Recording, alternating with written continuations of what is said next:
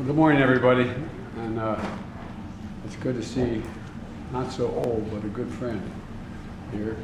And Prime Minister, it's welcome to the White House. We last saw each other at the launch of the Pacific Framework, which is, I think, a fairly big deal for all of us, and we need your guidance. And you know, it's a pleasure to see you in person.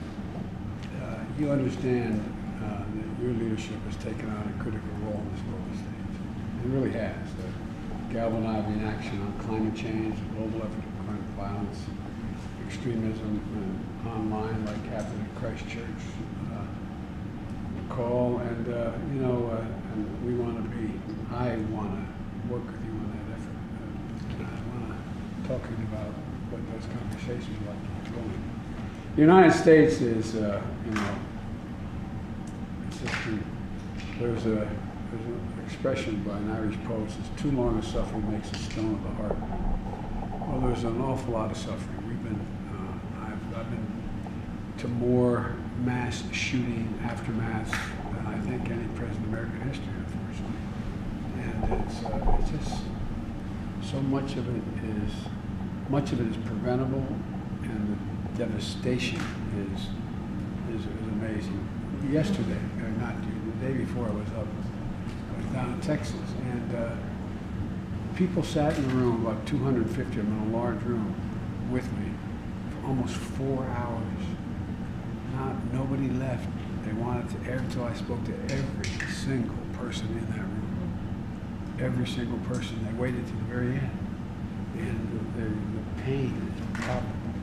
And you've been one of our closest partners with a long history and friendship. 80 years ago, Marines landed in New Zealand before embarking into the Pacific Theater in World War II. And I think I told you when I met two of my mother's brothers were in the Pacific. They used to be able to deploy at the same time in those days, World War II. And one was shot down in New Guinea, and they never found the body. But the history goes back a long way.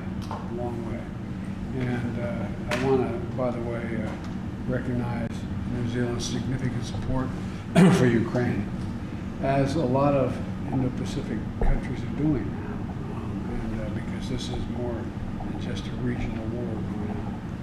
So I look forward to our conversations today. We have a lot to talk about, and I'm really, really delighted to have you. Really.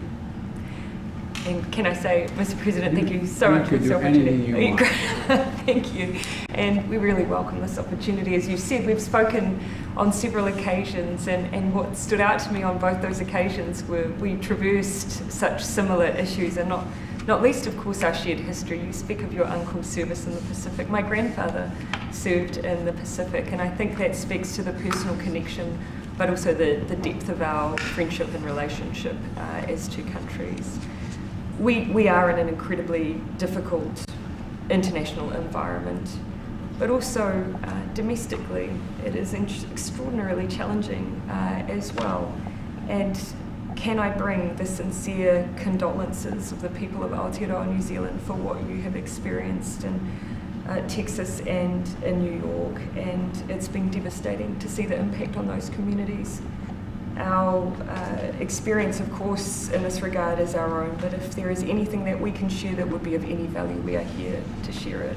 Well, the work you're doing with the tech companies is really important, and I want to work with you there as well. And I absolutely look forward to updating you on some of the conversations we've had this week, because I hold hope that we can make progress.